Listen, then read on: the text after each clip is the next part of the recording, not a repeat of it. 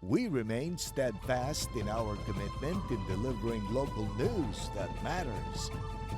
Stories that inspire. Enriching the lives of Filipinos in the Philippines and across the globe.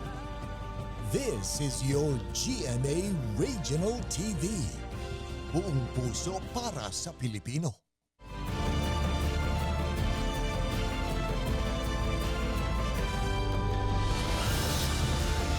Ito ang GMA Regional TV 1 North Central Luzon. Masantos ng araw na imbagamalam, mayabagat panapon kapuso. Narito ng One North Central Luzon, atid namin ang mga pinakamalaki at pinakahuling balita sa Hilaga at Gitnang Luzon.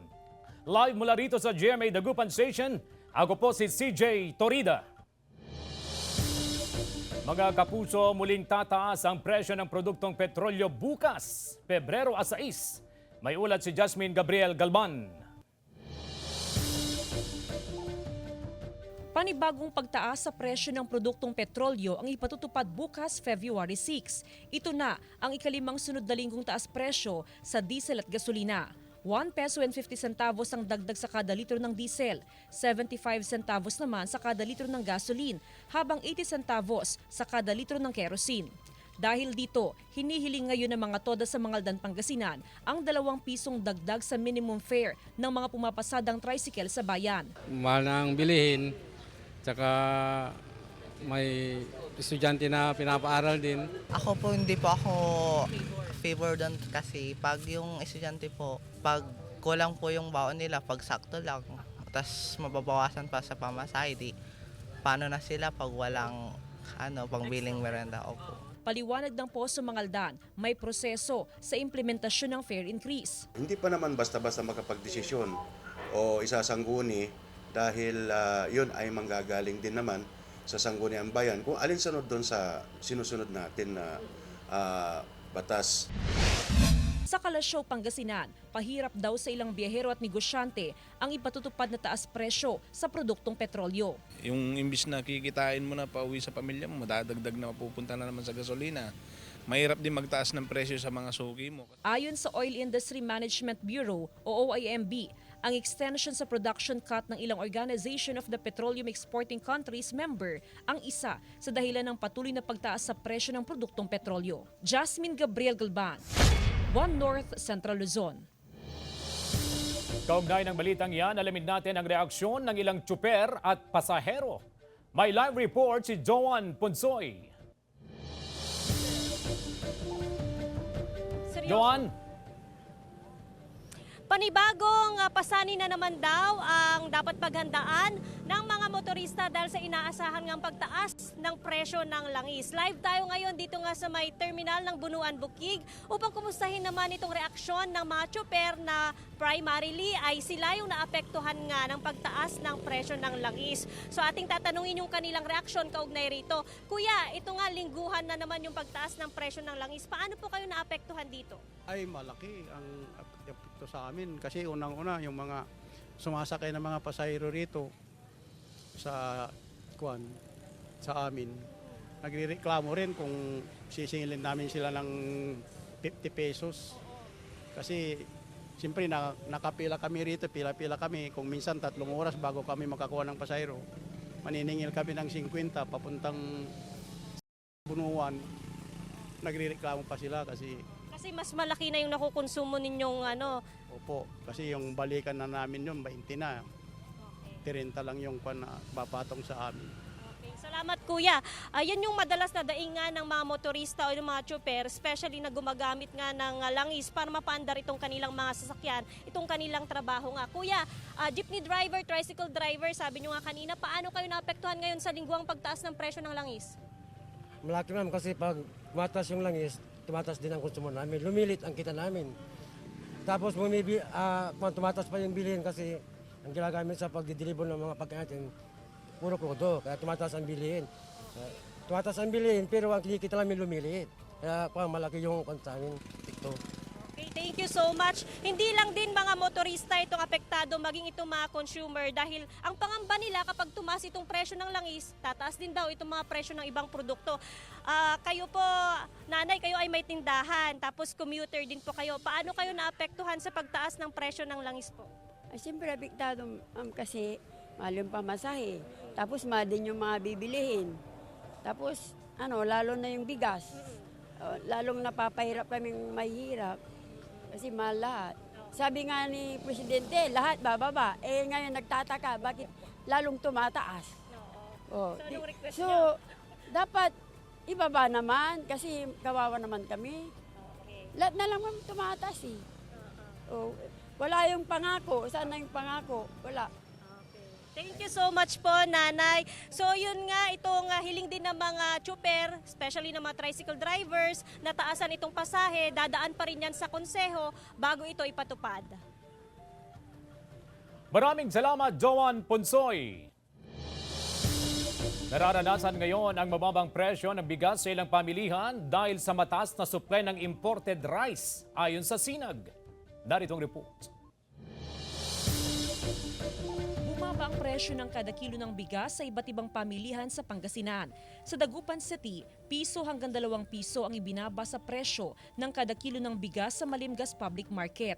Nasa 48 pesos per kilo ang pinakamura at umaabot hanggang 59 pesos per kilo ang pinakamahal na bigas sa pamilihan. Sa presyo po ngayon medyo bumaba ng konti.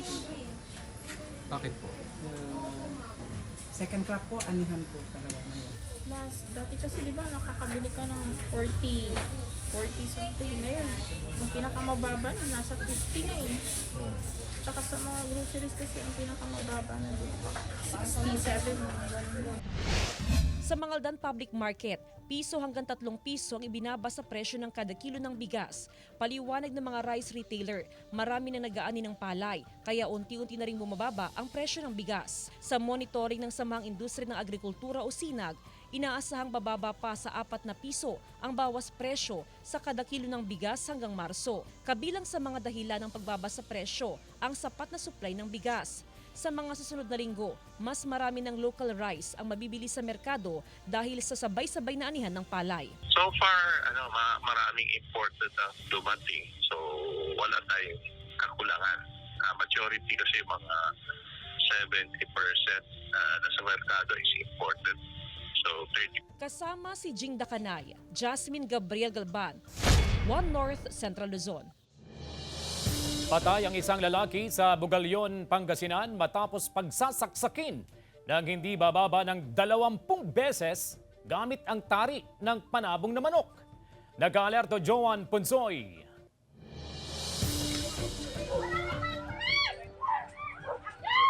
Sa video na ipinasakamay sa Bugalyon Police, makikita ang isang lalaki na may sinasaksak. Hindi masyadong kita sa video, pero isa pang lalaki ang inuundayan ng saksak. Nangyari ang insidente sa isang lamay sa Sitio Tukok, Barangay Umanday, Bugalyon, Pangasinan. Ang biktima, nakilalang si Manuel Sapigaw, 52 taong gulang, residente ng Barangay Poblasyon. Kinilala ng pulisya ang sospek na si Dennis Victorio, 40 anyos, residente ng Barangay Kabayawasan ng parehong bayan. Kwento ng anak ng biktima, magkasama pa raw ang kanyang ama at ang sospek sa isang sabungan kung saan sila nanalo sa pustahan. Nagdesisyon daw sila na pumunta sa lamay para muling magsugal. Pero sa pagkakataong ito, natalo ang dalawa. May para naman sa sugal po ulit ng baraha. Tapos po nagkaroon sila ng initan kasi patalo na sila. Pare silang talo nung pumatay sa kanya. Sinasabi nila misunderstanding at medyo lasing nga po yung dalawang panig. Kaya nagkainitan po. Although na-pacify po ng mga kasama po nilang mga nag-attend. Umuwi pa raw ang sospek pero pagbalik may dala na siyang tari ng manok na ginamit niya sa pananaksak. Nasa 22 mahigit po na saksak yung nakuha ni father ko. Meron pong medical legal. Sumuko sa otoridad ang sospek pero pansamantalang nakalaya matapos magpiyansa. Pero sinampahan na siya ng kasong homicide. Patuloy na sinisikap ng GMA Regional TV 1 North Central Luzon na makuhanan ng pahayag ang sospek. Joan Punsoy, One North Central Luzon. 124 na kaso ng dengue na itala sa Region 1 sa unang buwan ng 2024 base sa tala ng CHD1. May ulat si Russell Simorio.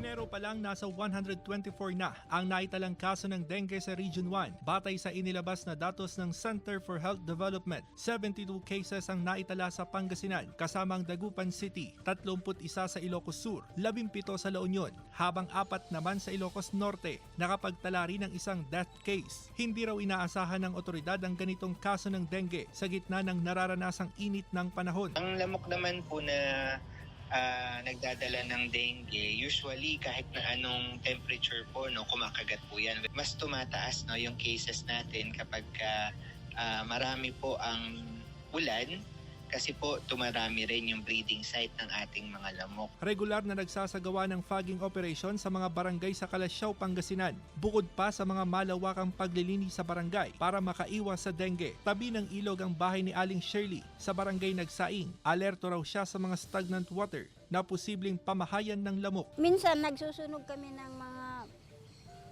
tuyong dahon dyan para yung usok mabubugaw yung mga lalayo yung mga lamok. Paalala ng otoridad sa publiko, agad magpakonsulta sa doktor kung nakararanas ng mga sintomas ng dengue, gaya ng mataas na lagnat na hindi bababa sa 38 degrees Celsius, pagdurugo ng ilong, pagiging matamlay at pagkakaroon ng rashes sa katawan. Marami po kasing komplikasyon, no, ang sakit na dengue, lalong-lalo na po kapag hindi siya naidala agad sa ating mga paggamutan. Unang-una po dito, maaari pong magkaroon ng dehydration po, no, dahil po dito sa sakit na ito. Kasama si Daryl Peralta, Russell Simorio, One North Central Luzon.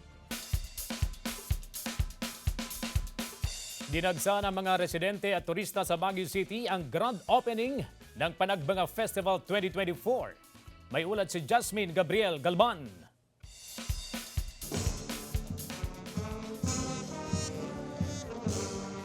Masaya, maingay at makulay ang grand opening parade ng Panagbanga Festival sa Baguio City. Maagang dumagsa ang mga residente at turistang nakaabang sa Session Road at Harrison Road. Hawak-hawak ang cellphone, nakaabang at ready to take pictures at videos na. Mag-aalas 8 ng umaga nagsimula ang parada. Nagpakitang gilas ang mga contingent mula sa 6 na mga paaralan sa kanilang drum and lyre and street dancing field demonstration sa Melvin Jones Football Ground. You compare it to previous years, mas leveled up ang performance nila ngayon. Napakaganda po ng mga performance nila, sobrang creative, choreograph po nila, sobrang nakakatuwa po silang panoodin. Sa monitoring ng Baguio City Police Office, mahigit sa 20,000 katao ang nakisaya at nakiisa sa opening parade ng Panagbanga Festival. Spread out sila. There was some gathering along Session Road, which was a sight to see, and I'm sure that it inspired our dancers, yung ating performers, to see that there were people there to appreciate what they were doing. Dumalo sa grand opening parade ng Panagbanga Festival si Poland Ambassador to the Philippines, Jara Zuwazipan Kiwix, na inimbitahan ng Baguio Tourism Council. Maayos naman, wala tayong dapat ikatakot. Magsaya po tayo sa Panagbanga. Mahigpit ang seguridad sa lugar. Nakadeploy ang mahigit 1,300 na pulis para matiyak ang masaya at payapang selebrasyon ng Flower Festival. Matapos ang grand opening day, pinaghahandaan na ngayon ng BFFFI ang highlights ng 28 Panagbanga Festival, ang Grand Street Dance Parade na nakaschedule sa February 24 at Grand Float Parade na nakaschedule sa February 25. Kasama si Jing Dakanay, Jasmine Gabriel Galban, One North Central Luzon. Ito ang GMA Regional TV 1 North Central Luzon.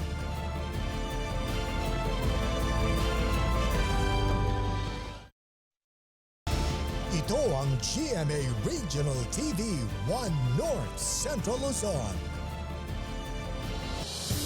Arestado ang isang barangay chairman sa Paway, Ilocos Norte matapos sumunong murahin ang ilang pulis sa isang videoke bar. Nag-aalerto Gab De Luna. Arestadong 49 anyos na si barangay chairman Isagani Lutap ng barangay Kabaguan, Paway, Ilocos Norte matapos daw murahin ang mga PNP personnel na nagsasagawa ng Oplan Sita sa isang videoke bar sa lugar. Ayon sa manager ng videoke bar, gabi-gabi ang pagpapatrolya ng mga pulis.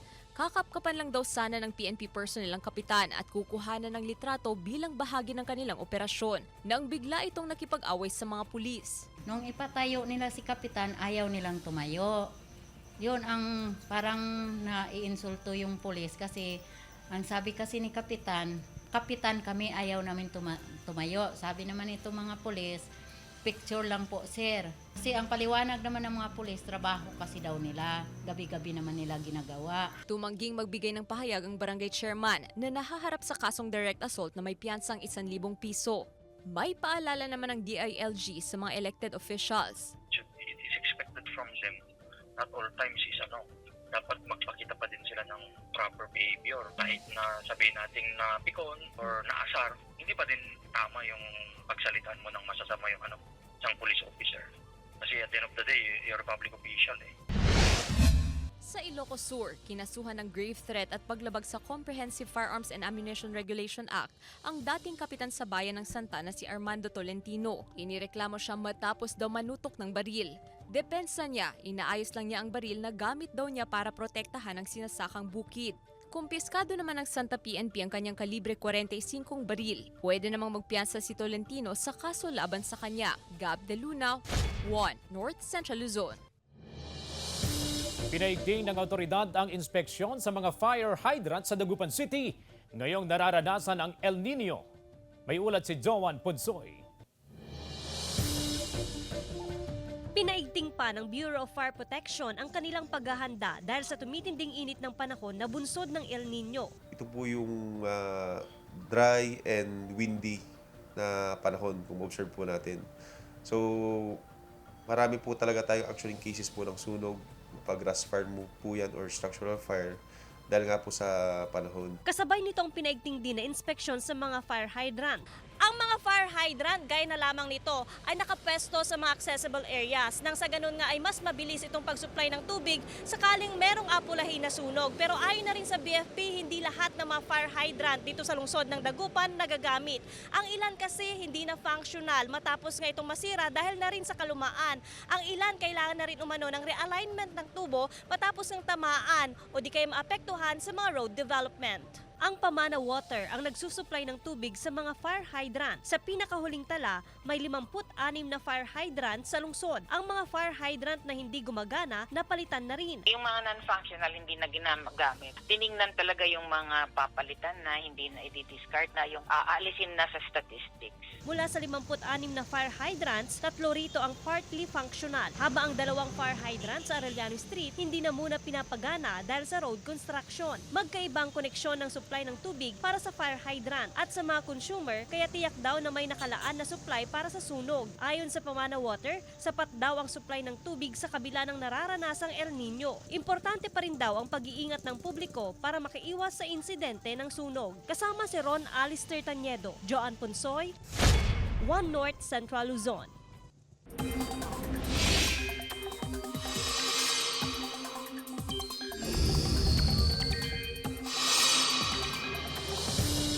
Antas ng tubig sa ilang dam sa Hilaga at Gitnang Luzon bumaba ngayong araw. Narito ang report. Mga kapuso, dahil sa El Nino, patuloy na nararanasan ang pagbaba ng antas ng tubig sa mga major dam sa Luzon, gaya ng San Roque Dam sa Pangasinan na nasa 249.96 meters above sea level na negative 29.77 meters above sea level sa normal high water level nito. Pababa rin ng tubig sa Pantabangan, Ipo, ang Buklaw at Magat Dams. Kasabay nito ang pag-iral ng Easterlies. Ayon naman sa Pag-asa, maalinsangang panahon ang nararanasan sa malaking bahagi ng bansa. Kaninang 8 a.m., naitala ang 15.2 degrees Celsius sa Baguio City, habang 22 degrees Celsius naman sa Dagupan City at 21.9 degrees Celsius naman sa Science City of Muñoz sa Nueva Ecija. Base sa rainfall forecast ng Metro Weather, mababa ang tsansa ng ulan sa halos buong northern at central Luzon. Posible naman ang kalat-kalat na ulan sa ilang bahagi ng bansa, gaya ng southern Luzon, Visayas at Mindanao. Jeric Pasilyao, 1 North Central Luzon. Maaga nang nag-ani ng tanim na palay ang ilang magsasaka sa Magaldan, Pangasinan. Sakto raw ang anihan sa mataas na buying price ng palay. 26 pesos per kilo ang bagong aning palay, habang 29 pesos kada kilo ang bentahan ng dry palay. Iniiwasan ng mga magsasaka ang malalang epekto ng El Nino, kaya inani na ang mga tanim na palay. Ayon sa Samahang Industriya ng Agrikultura Usina, kakaunti pa ang nag-aani kaya nananatiling mataas ang buying price. Pero inaasahang unti-unting bababa ang buying price ng palay sa Marso kung kailan inaasahan ang mas maraming harvest. Pensyon ng mga mahihirap na senior citizen magiging doble na simula ngayong Pebrero. Ang detalye sa report ni Claire Lacanilaw. Mula sa 500 pesos kada buwan, dodoblehin na sa 1,000 pesos ang monthly pension ng mga indigent senior citizen simula ngayong buwan. Base ito sa implementasyon ng RA 11916 ukol sa stipend increase for the social pension for indigent senior citizen o SPI-SPC. Malaking bagay na rin po yan dahil siyempre sa katulad namin pa extra lang kahit matanda na kag-extra ng trabaho kung meron. Wala naman magbibigay sa akin. Ayon sa Office of the Senior Citizens Affairs, nasa 700 na senior citizen ang masusing dumaan sa validation at evaluation upang maka-avail ng social pension. Batid nila ang limitadong slot para sa mga senior citizen. Samantala, hati ang reaksyon ng mga senior citizen sa panukalang pag-alis ng purchase booklet bilang requirement upang makakuha ng diskwento sa mga produkto ang mga senior citizen. Kasi kaming matatanda, palaging nakakalimutan. Pagka bibili ka ng gamot, minsan pag walang resita tsaka purchase booklet, hindi ka bibigyan. Makakabili pero walang discount. Sa isang pahayag ni House Deputy Majority Leader Erwin Tulfo, useless and additional burden daw ang purchase booklet dahil meron naman daw silang senior citizen ID. Pero kung tutuusin ayon sa OSCA, importante raw ang purchase booklet para ma-verify kung lehitimong senior citizen ang benepisyaryo. Problema rin daw kasi ang peking senior citizen ID na ginagamit ng ilan para makakuha ng diskwento. Laman ng purchase booklet ang listahan ng produkto na pwedeng mabigyan ng discount. Pero mas maganda kung mayroong ganito para alam nila, alam ng consumer kung ano yung, lalo na sa commodities, alam ng consumer kung ano ang pwedeng i-discount. Claire Lacanilaw, 1 North Central Luzon. Ito ang GMA Regional TV 1 North Central Luzon.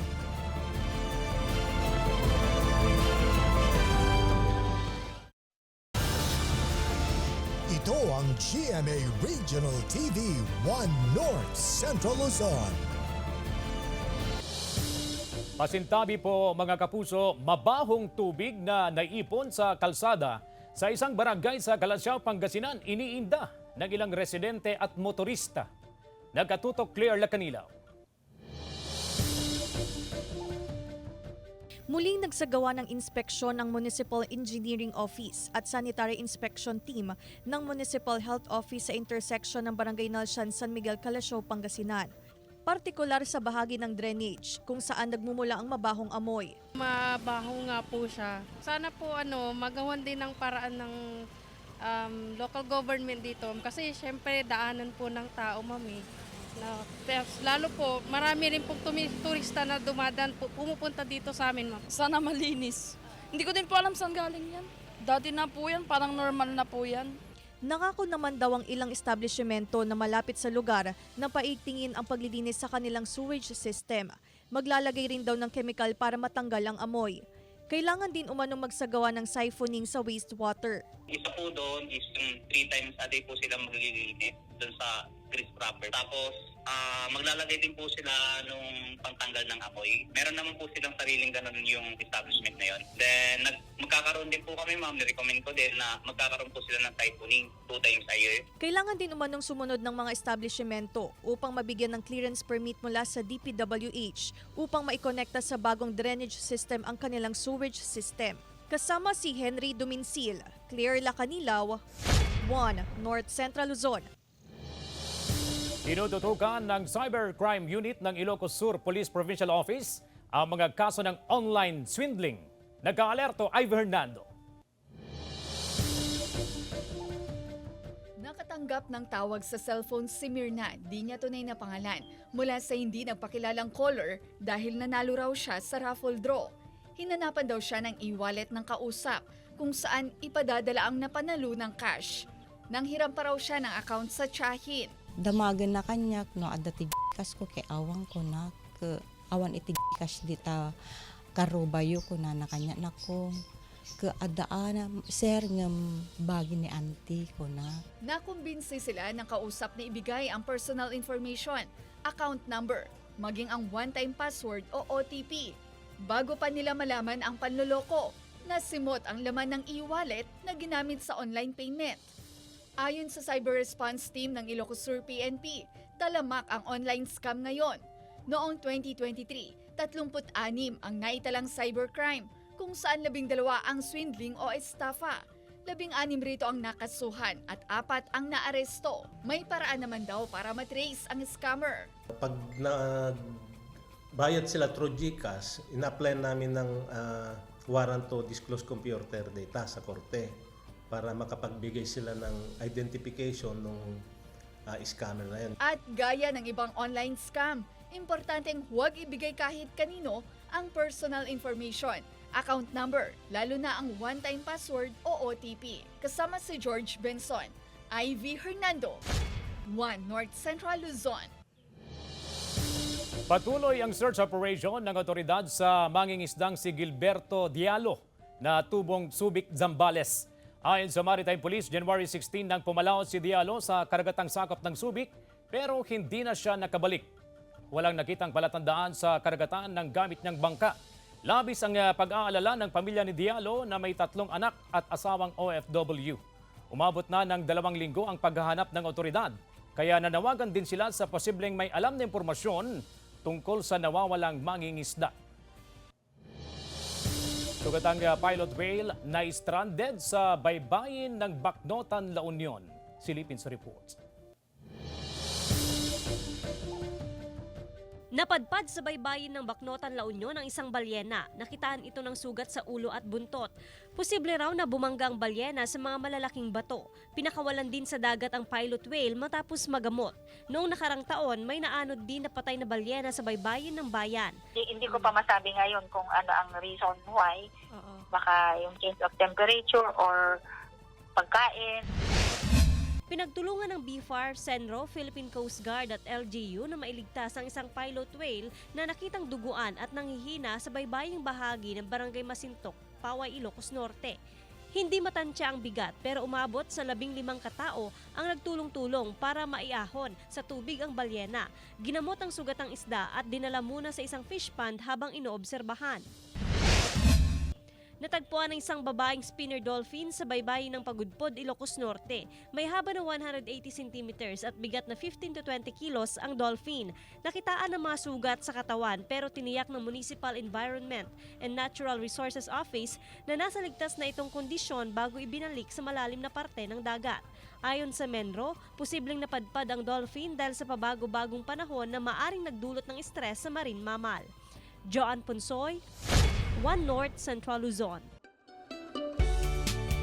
Dagdag atraksyon ngayon sa dinarayong 100-year-old Cape Bohedor Lighthouse sa Burgos, Ilocos Norte ang kabubukas na military park kung saan maraming makikita at matututunan.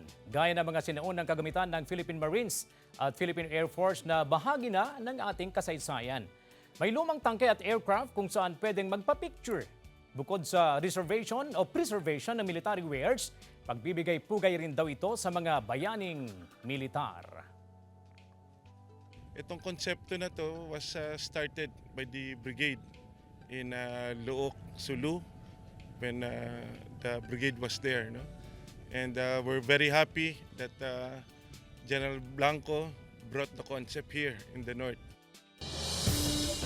Samantala, mapapanood niyo po ang episode na ito at iba pa ang pinakahuling lokal na balita sa official website ng GMA Regional TV, www.gmaregionaltv.com. Pwede rin kayong bumisita sa aming official YouTube channel, GMA Regional TV, at i-click ang subscribe button para sa pinakamaiinit na balita mula sa mga rehiyon. Nais naming pasalamatan ang mga kapuso sa Hilaga at Gitnang Luzon, maging ang mga kapuso natin abroad. Dahil sa GMA Regional TV, local news matters. At yan ang mga pinakamalaki at pinakahuling balita sa Hilaga at Gitnang Luzon. Maraming salamat sa pagsama sa amin, pati na ang mga kapuso sa ibang bansa na tumutok sa mga balita sa rehiyon. Ako po, si CJ Torida. Kami, ang GMA Regional TV, One North Central Luzon. Buong pwersa para sa mas malaking misyon at mas malawak na paglilingkod sa bayan.